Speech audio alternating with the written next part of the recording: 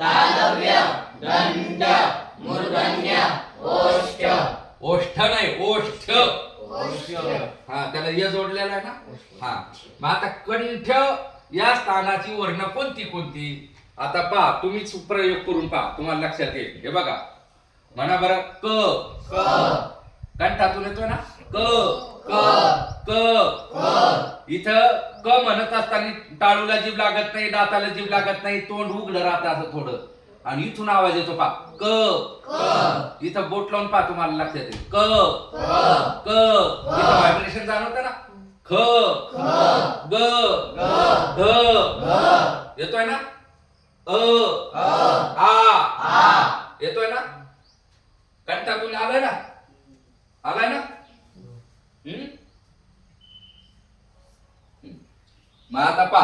ही जी वर्ण आहे क ख ग घ है ना हे सारे कंठातून त्याचं उच्चारण झालं म्हणून त्याला काय म्हणायचं कंठस्थानाची वर्ण काय म्हणायचं कोणती कोणती क ख ग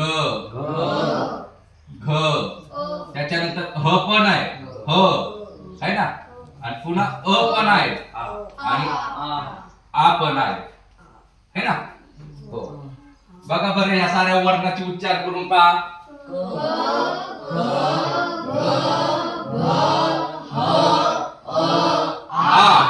होतोय ना हा मग आता तुम्हाला जर विचारलं कंठ वर्ण कोणती कोणती आहे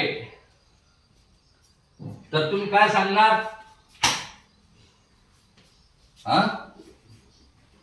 काय सांगणार तुम्ही